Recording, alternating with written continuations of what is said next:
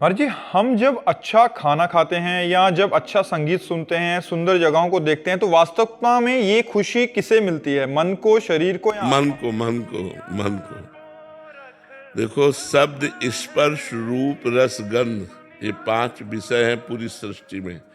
इसी में हमें 6 इंद्रियों, मतलब 5 ज्ञानेंद्रिय और 6वां मन, ये 6 मिलकर के हमको परास्त किए हैं।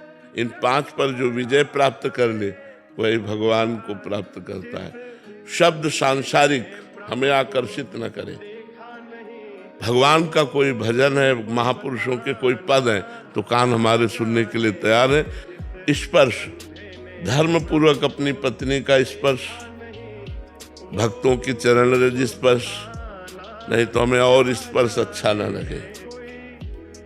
रूप भगवान का, भक्तों का, और रूप हमें अच्छा न लगे। रस, भगवान को अर्पित किया हुआ भोजन, प्रसाद, पेय, जो भी भगवान को समर्पित किया हुआ प्रसाद का रस ले।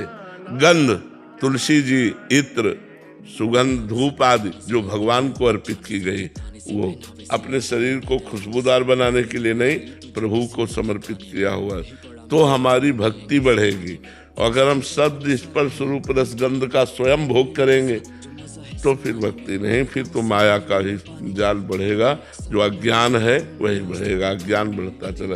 देखो, लोग स्वाद के लिए ही पशुओं का मांस खाने लगे, स्वाद के लिए ही गंदा भोजन, अंडा, ये सब कितना निंदनीय, केवल स्वाद के लिए। 56 प्रकार के भोग हैं स्वाद में। हमारे यहाँ 36 व्यंजन और 56 प्रकार के भोग। ठाकुर को लगते हैं कि जबान बिल्कुल आनंद से मस्त हो जाए, तो ठाकुर को भोग लगा के ऐसी चीजें पाए, ऐसे गंदे आहार ना करे। और जिनको लगता है गंदे आहार में ताकत है, वो भूल करते हैं। कुछ नहीं है, केवल ब्रह्मचर्य से रहो और सात्विक भोजन पाओ। देखो, चेहरा चमकने लगे। अब विचार करो, दूसरे का मांस खाओ, अंडा खाओ, नरक जाओगे, दुर्गति हो जाएगी, किस काम की। तो हम ये बताते कि यदि हमारा भोजन भगवान का प्रसादी हो। अच्छा, विश्व में हनुमान जी जैसा बलिष्ठ कौन रहा है? मतलब कछु मारे सी, कछु मर्दे सी, कछु मिले से धरी धूरी। किसी को पकड़ के अपने जांघों में रखकर मारा थप्पड़ तो हजारों की लाइन राक्षसों की मिट्टी में मिल गई। जय श्री राम। कोई उनके बराबर है बलि? कोई बुद्धिमान, कोई भक्त कोई नहीं है, और भगवान के परम भक्त है।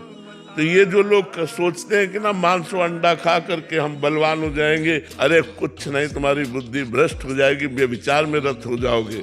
संयम से, ये संयम केवल भारतीय ऋषि मुनियों से ही प्राप्त है और कहीं नहीं प्राप्त है। अगर जो अध्यात्म से जुड़ा है वही संयमी है। नहीं, जो संयम से रहा, 21 बार अपने फरसे से भगवान परशुराम जी ने अत्याचारी राक्षस स्वरूपों का नाश किया। जो अत्याचारी राक्षस स्वरूप क्षत्रिय कुलों में उत्पन्न हुए थे, 21 बार पूरी पृथ्वी को घूम घूम करके नाश किया, मारा। किससे? ब्रह्मचर्य बल से। परम ब्रह्मचारी भगवान परशुराम जी, परम ब्रह्मचारी श्री हनुमान जी महाराज, परम ब्रह्मचारी जी भीष्म जी, इनके बल का कोई टक्कर रहा है? तो ब्रह्मचर्य ही सारी जड़ है बल की। अगर ब्रह्मचर्य से रहा जाए, पवित्र भोजन पाया जाए, तो हमारा जीवन प्रकाश। ये गंदे लोग, गंदे विचार, जीवों की हत्या करके जो मिले खाए, सब राक्षसी वृत्ति, इनका त्याग करना चाहिए।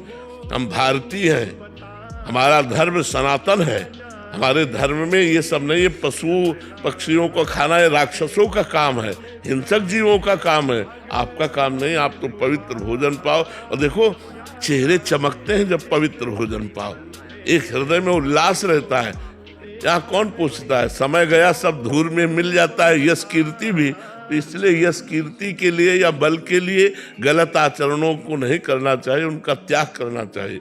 तो शब्द, स्पर्श, रूप, रस, गंध, ये 5 ही जो हैं माया के हमें घसीटे हुए हैं, जिसके कारण हम भगवान तक नहीं पहुंच पाते। तो हमें इन्हें भागवतिक बनाना है। शब्द भागवतिक सुनना है, स्पर्श भागवतिक करना है, रूप भागवतिक देखना है, रस भागवतिक ले, गंध भागवतिक ले, तो हमारा जो जीवन है वो इन भोगों को भोगते हुए भी भगवान को प्राप्त हो जाएगा।